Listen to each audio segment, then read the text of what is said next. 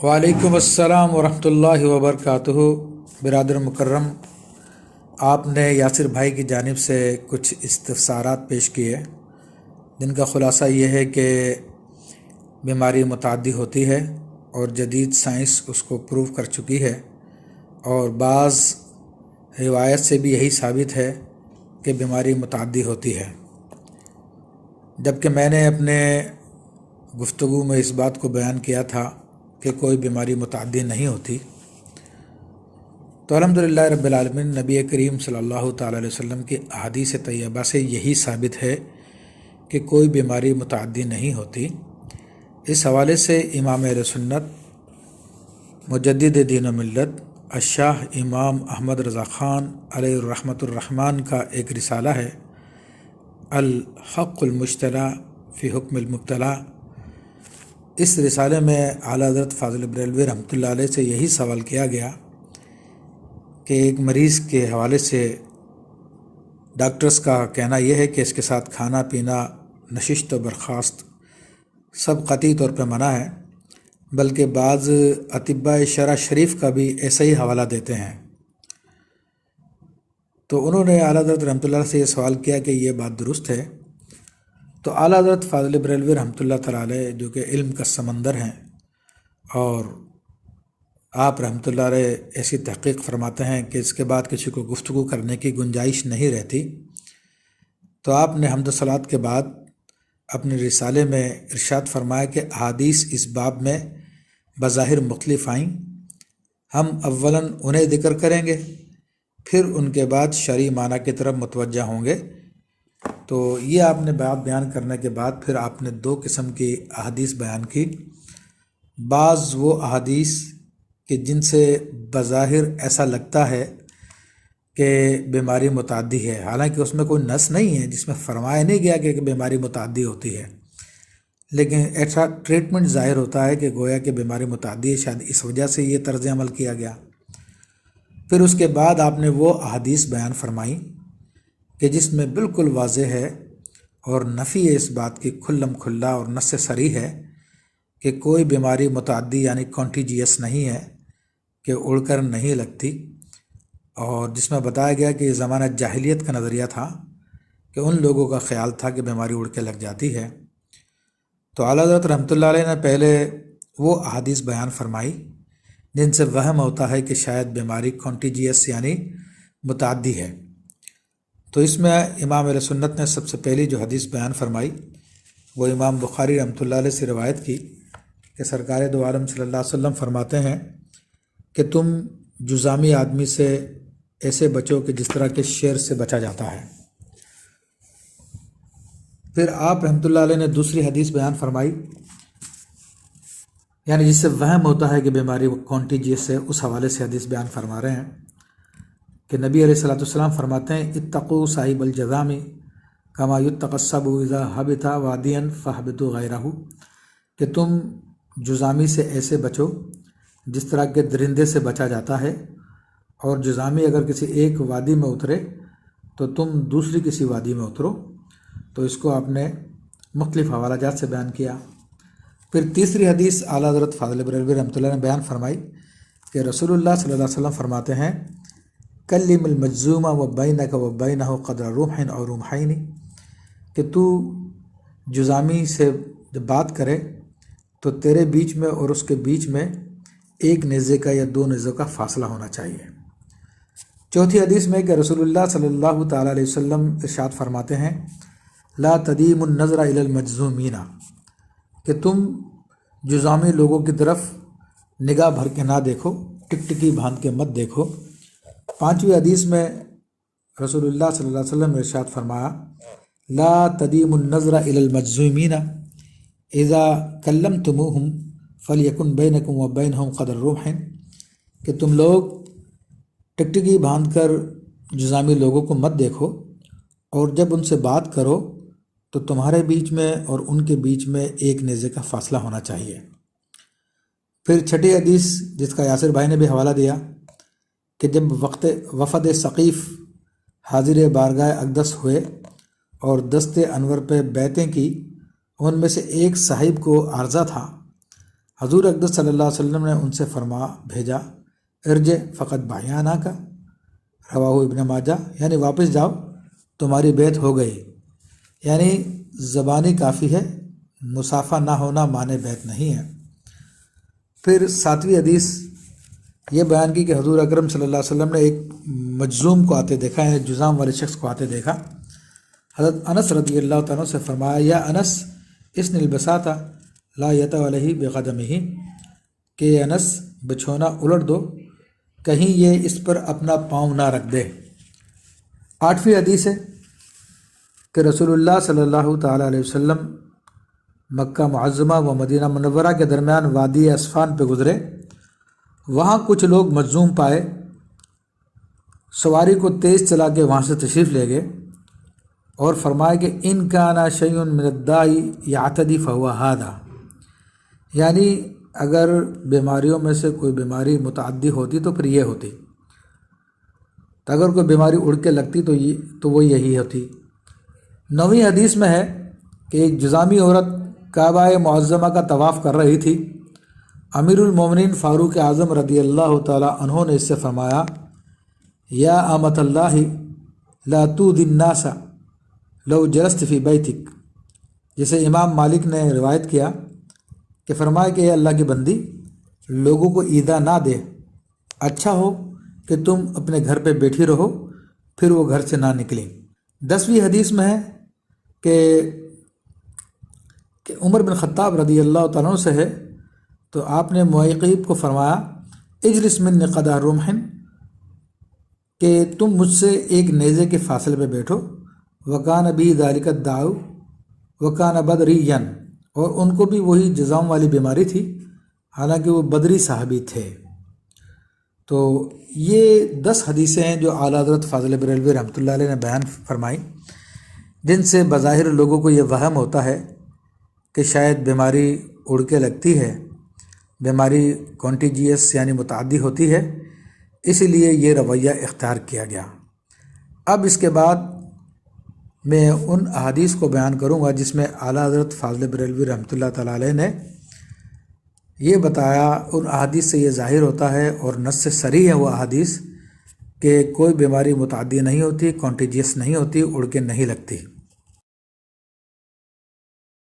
11ویں حدیث شریف میں ہے کہ امیر المومنین عمر فاروق اعظم رضی اللہ تعالیٰ عنہ نے صبح کو کچھ لوگوں کی دعوت کی اور ان میں معیقیب رضی اللہ تعالیٰ عنہ بھی تھے، وہ سب کے ساتھ کھانے میں شریک کیے گئے اور امیر المومنین رضی اللہ تعالیٰ عنہ نے ان سے فرمایا کہ اپنے قریب سے اپنی طرف سے لیجئے، اگر آپ کے سوا کوئی اور اس مرض کا ہوتا تو میرے ساتھ ایک رکابی میں نہ کھاتا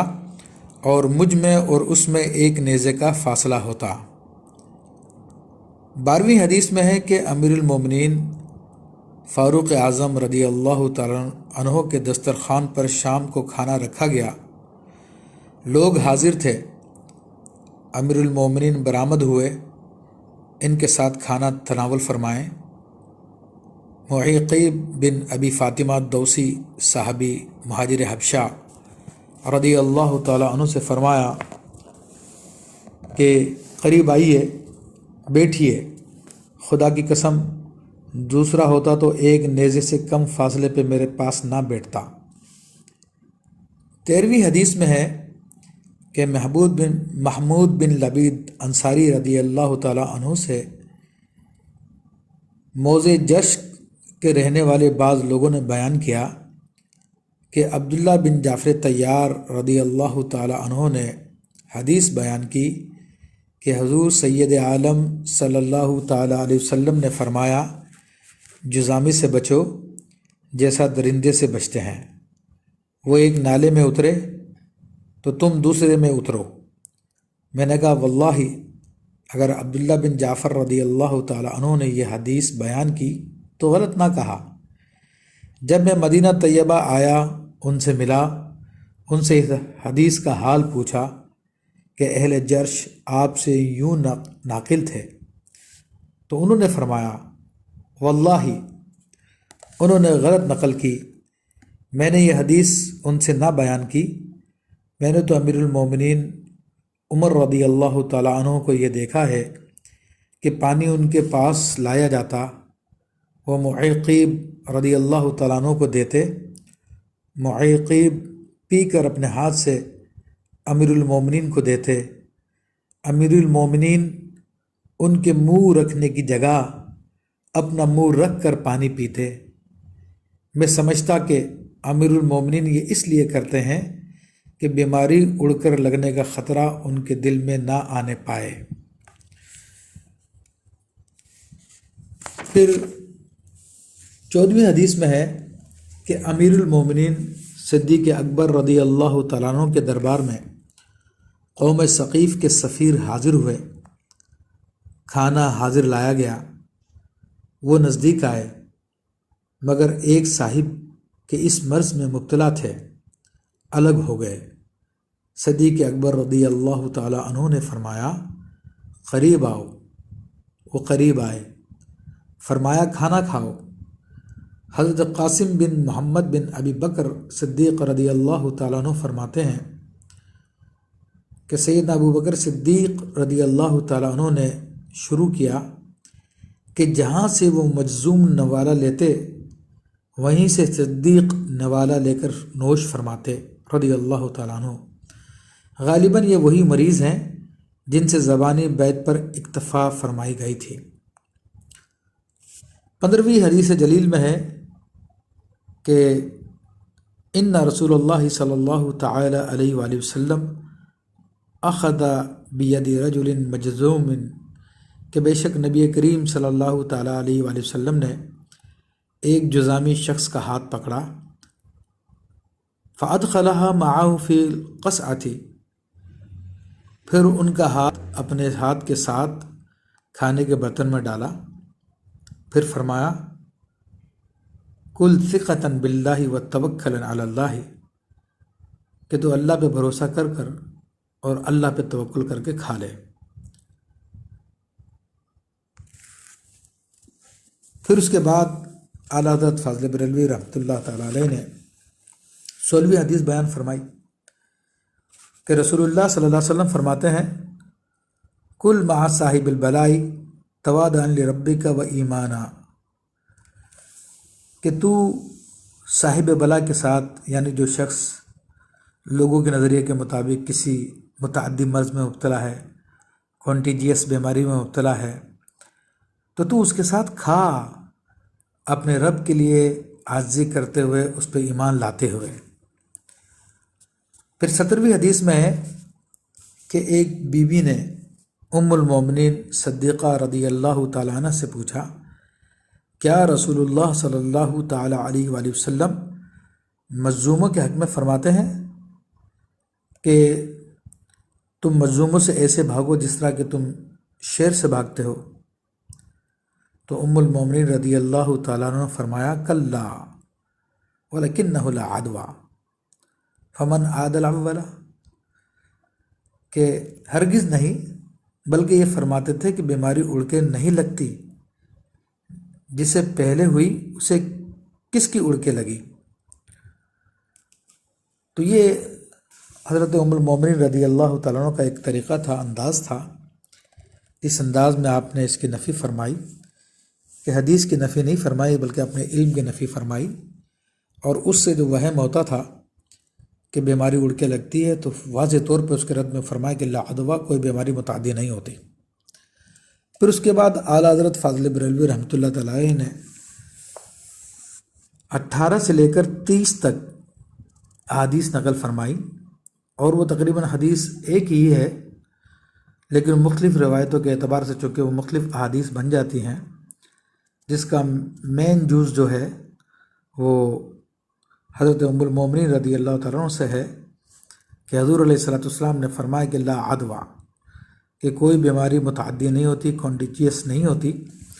پھر مختلف آپ رحمۃ اللہ تعالیٰ علیہ نے اس کے حوالے دیے، جس سے یہ تعداد تقریباً 12 سندیں بن جاتی ہیں۔ پھر ان بعض سندوں کے بعض افادے آپ نے یہاں پہ بیان فرمائے، اور اس میں بعض روایتوں میں دوسرے الفاظ بھی آئے جن میں حضرت ابو ہریرہ رضی اللہ تعالیٰ عنہ کی حدیث بھی آپ نے بیان کی کہ حضور اقدس صلی اللہ علیہ وسلم نے فرمایا کہ بیماری اڑ کے نہیں لگتی، تو ایک بادیہ نشین نے عرض کی کہ یا رسول اللہ صلی اللہ علیہ وسلم، پھر اونٹوں کا یہ کیا حال ہے کہ وہ ریتی میں ہوتے ہیں؟ جیسے ہرن یعنی صاف شفاف بدن ایک اونٹ خارش والا آ کر ان میں داخل ہوتا ہے جس سے خارش ہو جاتی ہے۔ حضور پرنور صلی اللہ تعالیٰ علیہ وسلم نے فرمایا فمن عاد الاولا، اس پہلے کو کس کی اڑ کے لگی؟ تو اسی طرح پھر آپ نے احمد، مسلم، ابو داؤد، ابن ماجہ کے یہاں ابن عمر سے یہ حدیث روایت کی، اور اس میں یہ الفاظ بھی ہیں ذالکم القدر فمن اجرب الاولا، یہ تقدیری باتیں ہیں، بھلا پہلے کو کس نے کھجلی لگا دی۔ اسی طرح یہ الفاظ جو ہے دیگر احادیث کریمہ میں آیا، تو طوالت کے خوف سے میں اس کو ترک کرتا ہوں۔ پھر امام اہل سنت نے 31ویں حدیث بیان فرمائی کہ جس میں امام احمد، بخاری، مسلم، ابو داؤد، ابن ماجہ نے حضرت ابو ہریرہ رضی اللہ تعالیٰ عنہ سے روایت کی کہ حضور اقدس صلی اللہ علیہ وسلم نے فرمایا کہ لا یوردن ممرد علی مصحن، کہ ہرگز بیمار جانور تندرست جانوروں کے پاس پانی پلانے کو نہ لائے جائیں۔ اور اسی طرح پھر آپ نے بیہقی کے حوالے سے اسی حدیث کو ذرا تفصیلی طور پہ بیان کیا کہ فرمایا کہ لا عدوہ، کوئی بیماری متعدی نہیں ہوتی، ولا یحل الممرض علی المصح ولیحل المصح حیث شاء، فقیل یا رسول اللہ صلی اللہ تعالی علیہ وسلم ولما ذلک، قال لأنہ اذن، کہ بیماری اڑ کے نہیں لگتی اور تندرست جانوروں کے پاس بیمار جانور نہ لائیں اور تندرست جانور والا جہاں چاہے لے جائے۔ عرض کی گئی یہ کس لیے؟ فرمایا اس لیے کہ اس میں اذیت ہے، یعنی بعض لوگ برا مانیں گے تو انہیں ایذا ہوگی۔ تو یہاں پر بھی وہم پیدا ہو سکتا تھا، تو نبی کریم صلی اللہ تعالیٰ علیہ وسلم نے اس تعدیے کا، بیماری کے متعدی ہونے کے وہم کو یہ کہہ کے ختم کر دیا کہ بھئی اس سے ایذا ہوتی ہے۔ پھر 32ویں حدیث اعلیٰ حضرت رحمۃ اللہ علیہ بیان فرماتے ہیں کہ 32ویں حدیث صحیح جلیل کہ ایسا ہی رنگ جامعیت رکھتی ہے۔ صحیح بخاری میں ابو ہریرہ رضی اللہ تعالیٰ عنہ سے ہے کہ حضور علیہ الصلوۃ والسلام فرماتے ہیں لا عدوہ وفر من الجزام کما تفر من الاسد، کہ کوئی بیماری متعدی نہیں ہے اور تو جزامی سے ایسے بھاگ جیسے کہ تو شیر سے بھاگتا ہے۔ تو اس طرح سے ٹوٹل 32 احادیث آپ نے بیان فرمائی۔ 10 احادیث وہ تھیں کہ جن میں یہ وہم پیدا ہوتا تھا کہ شاید مرض متعدی ہوتا ہے، وہ خود بخود اڑ کے لگ جاتا ہے، اس کے اختلاط کی وجہ سے لوگوں کو وہ مرض لگ جائے گا۔ لیکن اس کے بعد آپ نے پھر 10 کے بعد سے لے کر 32 تک یعنی ٹوٹل 22 احادیث وہ بیان فرمائی کہ جس میں اس وہم کو قطع کیا گیا ہے کہ بیماری متعدی نہیں ہوتی۔ اب اس حوالے سے چونکہ اعلیٰ حضرت رحمۃ اللہ نے تو سندوں پہ بھی گفتگو فرمائی اور بڑی طویل تفصیلی گفتگو فرمائی ہے، بڑے بڑے علماء کرام کے حوالے دیے، ان کے نظریات کو بیان فرمایا، تو اصل مسئلے میں آپ رحمۃ اللہ تعالیٰ علیہ کی کیا تحقیق ہے اور یہ جو احادیث میں ظاہری طور پہ اختلاف آ رہا ہے وہ اختلاف کیسے دور کیا جا سکتا ہے، تو مختصراً اسی کتاب کے حوالے سے میں بیان کرتا ہوں کہ اعلیٰ حضرت رحمۃ اللہ علیہ خود فرماتے ہیں اب بتوفیق اللہ تعالی تحقیق حکم سنیے، اقول میں کہتا ہوں وباللہ توفیق، اللہ کی توفیق سے، احادیث قسم ثانی یعنی دوسری قسم کی احادیث جس میں اس مرض کے متعدی ہونے کی نفی کی گئی ہے۔ فرماتے ہیں احادیث قسم ثانی تو اپنے افادہ میں صاف صریح ہیں کہ بیماری اڑ کے نہیں لگتی، کوئی مرض ایک سے دوسرے کی طرف سرایت نہیں کرتا، کوئی تندرست بیمار کے قرب و اختلاط سے بیمار نہیں ہو جاتا، جس سے پہلے شروع ہوئی اسے کس کی اڑ کر لگی۔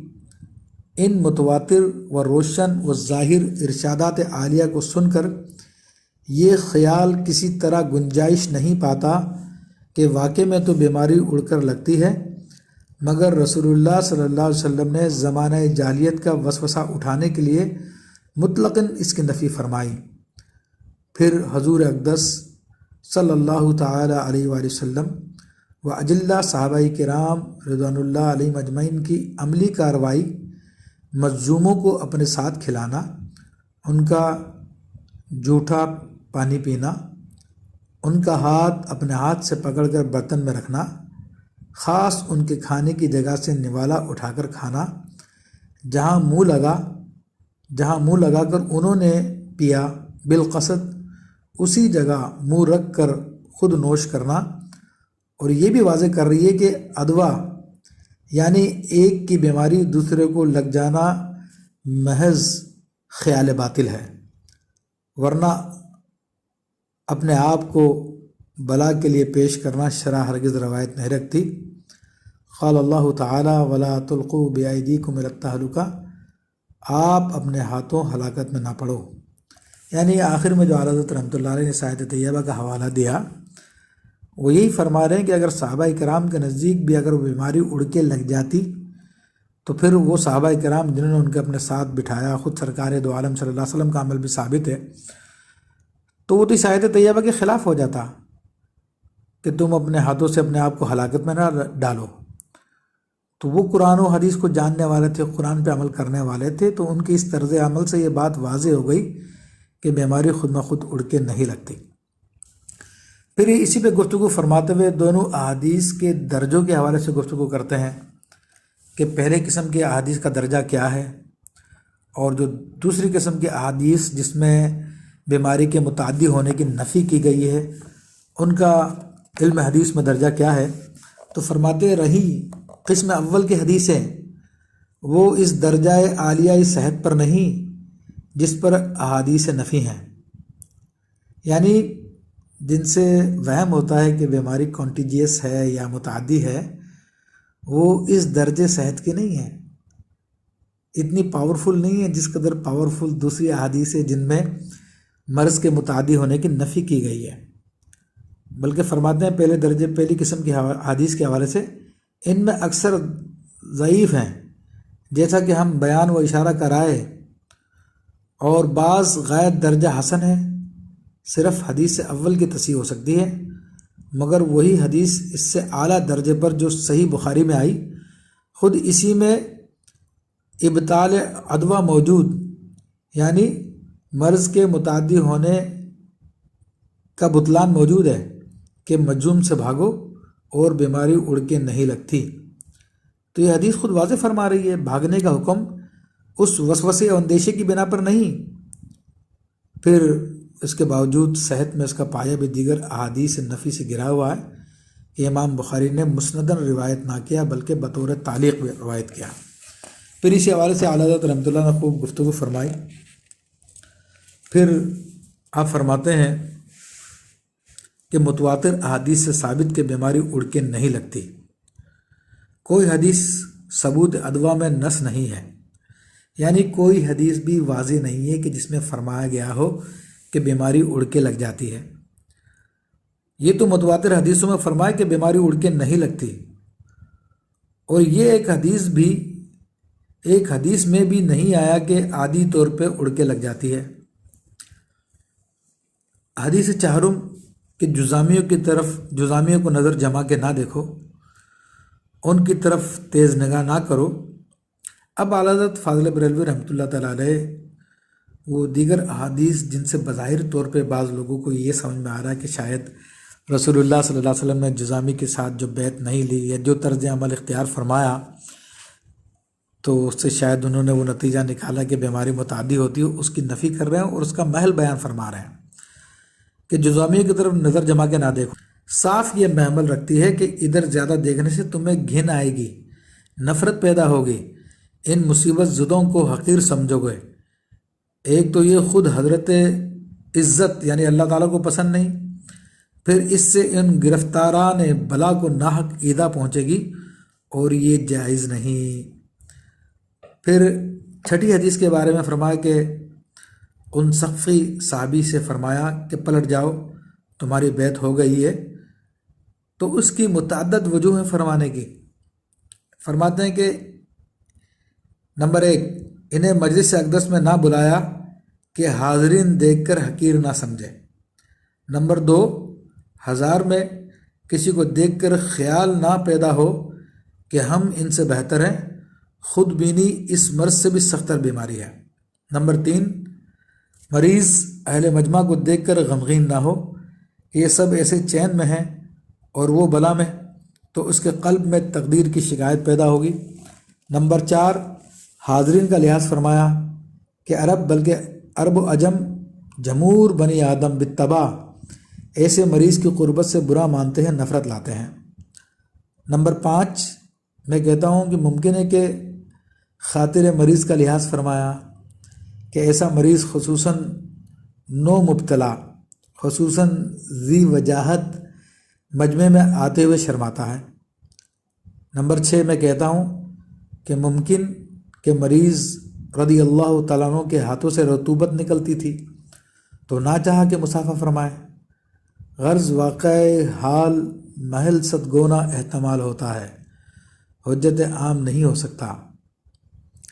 پھر آپ نے مجمع البحار کے حوالے سے فرمایا اور پھر اسی بات کو ذکر فرمایا۔ پھر فرماتے ہیں کہ 7ویں اور 8ویں حدیث کی توجیہ کیا ہے۔ 7ویں حدیث تو یہ کہ بچھونے کو لپیٹنے کا ذکر فرمایا کہ حضرت انس سے فرمایا کہ بچھونے کو لپیٹ لو، تو فرمایا کہ میں کہتا ہوں کہ ممکن ہے کہ اس لیے فرمایا کہ مریض کے پاؤں سے رطوبت نہ ٹپکے۔ 8ویں حدیث میں فرمایا کہ اگر کوئی بیماری اڑ کر لگتی تو جذام کی بیماری لگ جاتی، تو اعلیٰ حضرت رحمۃ اللہ علیہ فرماتے ہیں کہ اگر کا لفظ خود بتا رہا ہے کہ اڑ کر لگنا ثابت نہیں ہے۔ پھر اس کو بڑی تفصیل کے ساتھ آپ نے اس کی تحقیق فرمائی اور واضح کیا کہ یہ اس کی نفی میں ہے کہ یعنی جذام کا مرض بھی اڑ کے نہیں لگتا۔ پھر 9ویں حدیث کہ فاروق اعظم رضی اللہ تعالیٰ عنہ نے ان بیوی کو منع فرمایا طواف کرنے سے۔ تو آپ فرماتے ہیں کہ میں کہتا ہوں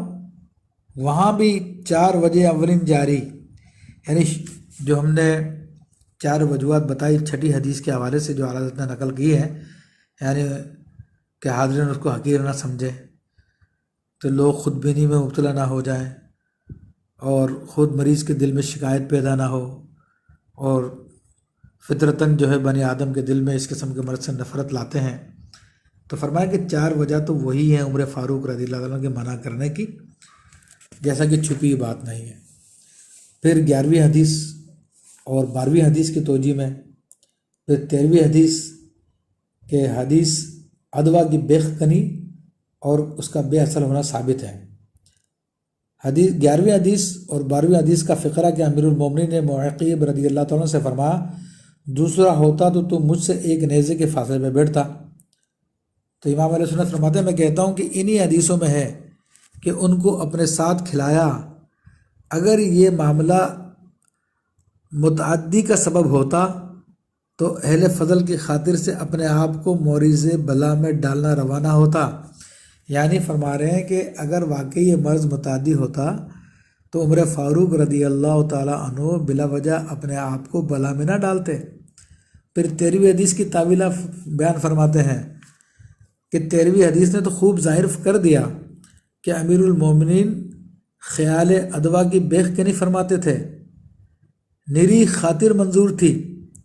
تو اس شدت مبالغہ کی کیا حاجت ہوتی کہ پانی انہیں پلا کر ان کے ہاتھ سے لے کر خاص ان کے منہ رکھنے کی جگہ پر منہ لگا کے خود پیتے۔ معلوم ہوا کہ مرض کا متعدی ہونا، کونٹیجیس ہونا بے اصل ہے۔ تو اس فرمانے کا منشا مثلاً یہ ہوتا کہ ایسے مریض سے تنفر انسان کا ایک طبعی امر ہے اور آپ کا فضل اس پر حامل ہے کہ وہ تنفر مزمحل و زائل ہو گیا، دوسرا ہوتا تو ایسا نہ ہوتا۔ پھر 31ویں حدیث کی توجیہ میں فرماتے ہیں کہ تندرست جانوروں کے پاس بیمار نہ لائے جائیں۔ امام اہل سنت فرماتے ہیں میں کہتا ہوں کہ اس کی وجہ خود حدیث موطا نے امام مالک و سنن بیہقی نے ظاہر کر دی کہ یہ صرف لوگوں کے برا ماننے کے لحاظ سے ہے، ورنہ بیماری اڑ کے نہیں لگتی، کیونکہ حدیث شریف کے آخر میں خود الفاظ آئے ہیں کہ یہ تکلیف کی وجہ سے منع کیا گیا ہے۔ تو اب پھر اعلیٰ حضرت فاضل بریلوی رحمۃ اللہ تعالیٰ علیہ فرماتے ہیں کہ حدیث دوم، حدیث سوم، حدیث پنجم اور حدیث دہم یعنی 10ویں حدیث تو قابل استدلال نہیں ہے۔ پھر اس کی وجہ آپ نے پوری کی پوری بیان فرما دی ہے۔ پھر اس کے بعد اعلیٰ حضرت فاضل بریلوی رحمۃ اللہ تعالیٰ علیہ نے علماء کرام نے جو مختلف طریقوں سے ان احادیث کی تطبیق دی ہے ان سب کو آپ نے 8 طریقوں میں بیان فرمایا اور پوری تفصیل کے ساتھ ان کو بیان فرمایا، چونکہ ان سب کو پڑھنا بہت طوالت کا باعث ہو جائے گا، تو اس لیے میں ان کو چھوڑ دیتا ہوں۔ البتہ اعلیٰ حضرت فاضل بریلوی رحمۃ اللہ تعالیٰ علیہ 5 اقوال ذکر کرنے کے بعد فرماتے ہیں، یعنی محدثین کرام کے جو بڑے بڑے علم کے بڑے بڑے سمندر ہیں، بڑے بڑے ستون ہیں، دن کا سونا جاگنا کھانا پینا سب حدیث رسول اللہ صلی اللہ علیہ وسلم تھا، تو ان کے اقوال نقل کرنے کے بعد فرماتے ہیں بالجملہ ان 5 اقوال پر ادوا باطل محض ہے، یعنی مرض کا متعدی ہونا، کنٹیجیس ہونا ان بزرگوں کے نزدیک باطل محض ہے کہ یہی مذہب ہے۔ حضرت افضل الاولیاء والآخرین سیدنا صدیق اکبر و حضرت سیدنا فاروق اعظم و حضرت سلمان فارسی و حضرت ام المومنین صدیقہ و حضرت عبداللہ بن عمر رضی اللہ تعالیٰ عنہم اجلہ صحابہ کرام کا، اور اسی کو اختیار فرمایا۔ امام اجل طحاوی سید الحنفیہ و امام یحییٰ بن یحییٰ مالکی، امام عیسیٰ بن دینار مالکی اور امام ابن بطال و ابو الحسن علی بن خلف مغربی مالکی و امام ابن حجر عسقلانی شافعی و علامہ طاہر حنفی اور شیخ محقق عبدالحق محدث دہلوی وغیرہم جمہور علماء کرام رحمہ اللہ نے پھر اس کے بعد ان کی عبارتیں نقل فرمائیں کہ یہ بڑے بڑے علماء کرام کا یہی ہے کہ مرض کا متعدی ہونا باطل محض ہے۔ پھر آپ نے 3 طریقے اور بیان فرمائے، جن میں 6واں طریقہ بھی ہے، 7واں طریقہ بھی، 8واں طریقہ بھی ہے، تو بعض طریقوں میں چونکہ اعتراض تھا تو پھر ان کا آپ نے رد بھی فرمایا، اور پھر آخر میں امام اہل سنت نے تمام گفتگو کا پھر نتیجہ بیان فرمایا۔ تو میں وہ نتیجہ بھی بیان کر دیتا ہوں کیونکہ سارے کے سارے اقوال کو ذکر کرنا بہت طوالت کا باعث ہے، تو رسالہ پڑھا جا سکتا ہے اعلیٰ حضرت فاضل بریلوی رحمۃ اللہ تعالیٰ علیہ کا۔ تو فرماتا ہے کہ آخر میں فرماتے بالجملہ مذہب معتمد یعنی جس پہ اعتماد کیا جا سکتا ہے، وہ صحیح جو درست ہے، وہ رجیح جو راجح ہے، وہ نجیح جو کامیاب ہے، وہ یہ ہے کہ جزام، کھجلی، چیچک، طاعون وغیرہ، یعنی ان کے علاوہ دیگر بیماریاں جن میں آج کا کرونا بھی شامل ہے، اصلاً کوئی بیماری ایک کی دوسرے کو ہرگز اڑ کر نہیں لگتی، یہ محض اوہام بے اصل ہے، یعنی بے بنیاد قسم کے وہم ہے۔ کوئی وہم پکائے جائے تو کبھی اصل بھی ہو جاتا ہے۔ ارشاد ہوتا ہے انا عند ظن عبد بھی، وہ اس دوسرے کی بیماری اسے نہ لگی بلکہ خود اسی کی باطنی بیماری یعنی بیماری کے وہم پروردہ تھی، صورت پکڑ کر ظاہر ہو گئی۔ تو یہ وہم جو خود بیماریوں کا سبب ہوتا ہے۔ پھر آپ رحمۃ اللہ تعالیٰ علیہ نے آگے بھی تفصیل کے ساتھ بیان فرمایا کہ جسے بیماری ہو جائے تو اس کے اولاد و اقارب و زوجہ سب دور بھاگیں اور اسے تنہا چھوڑ دیں، یہ ہرگز حلال نہیں ہے۔ پھر اذا جا کہ یہ ایک حکم احتیاطی استحبابی ہے، واجب نہیں ہے، جیسا کہ ہم نے جمہور علماء کے حوالے سے بیان کر دیا، ہرگز کسی واجب شرعی کا معارضہ نہ کرے گا۔ مثلا معاذ اللہ جسے یہ عارضہ ہو تو اس کے اولاد و اقارب و زوجہ سب اس احتیاط کے باعث اسے دور بھاگیں، اسے تنہا و ضائع چھوڑ دیں، ہرگز حلال نہیں ہے۔ بلکہ زوجہ ہرگز اسے ہم بستری سے بھی منع نہیں کر سکتی۔ لہٰذا ہمارے شیخین مذہب امام اعظم و امام ابو یوسف کے نزدیک جزام شوہر سے عورت کو درخواست فسخ نکاح کا اختیار نہیں ہے، اور خدا ترس بندے تو ہر بے کس بے یار کی اعانت اپنے ذمہ لازم سمجھتے ہیں۔ تو اب اعلیٰ حضرت رحمۃ اللہ علیہ نے یہ ایک مریض کے حوالے سے بیان کیا تو اب وہ حضرات جو کہ اس وہم کی وجہ سے جمعہ و فرض نمازوں کی 5 وقت کی نمازوں کی چھٹی دے رہے ہیں، تو ان کو اس بات کا خیال کرنا چاہیے کہ یہ ایک استحبابی امر کی وجہ سے شریعت کے، قرآن کے، حدیث کے، مسلمانوں کے نزدیک متفق علیہ کے حکم کو جو ہے وہ منسوخ کر رہے ہیں، وقتی طور پہ ہی کر رہے ہیں، لہٰذا ان لوگوں کا ایسا کرنا جائز نہیں ہے۔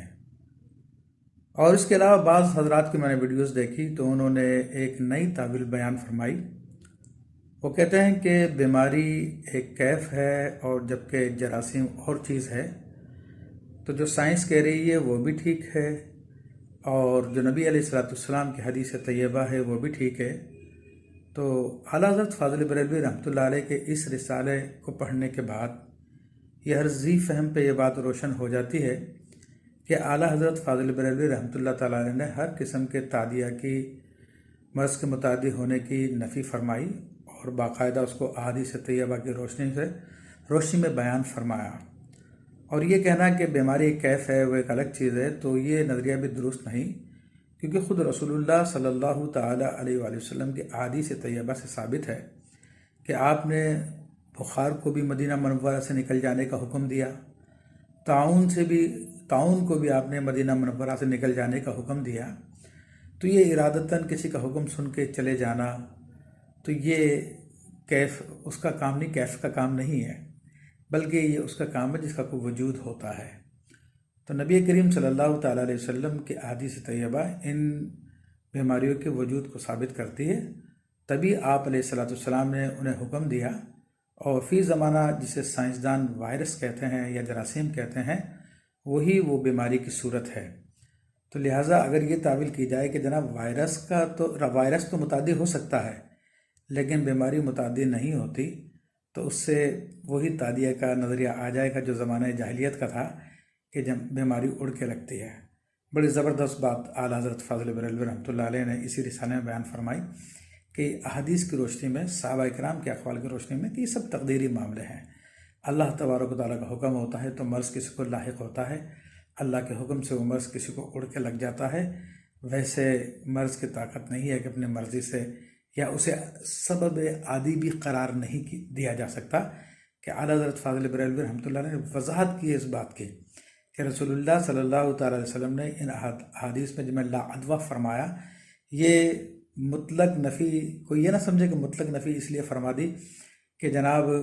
زمانہ جاہلیت کا خیال ختم ہو جائے، جبکہ اسباب عادی کے طور پر بیماری پھیل سکتی ہے، تو آپ نے اس کا بھی رد فرما دیا۔ تو اللہ تبارک و تعالیٰ میں امام اہل سنت رحمۃ اللہ تعالیٰ علیہ کی تحقیقات کو سمجھنے کی توفیق عطا فرمائے اور وہی نظریہ اپنانے کی توفیق عطا فرمائے جو حق ہے۔ آمین بجاہ النبی امین۔ اور یہ بھی دعا کروں گا کہ اللہ تبارک و تعالیٰ تمام مسلمانوں کو کرونا اور اس جیسی دوسری ہلاکت خیز بیماریوں سے محفوظ فرمائے،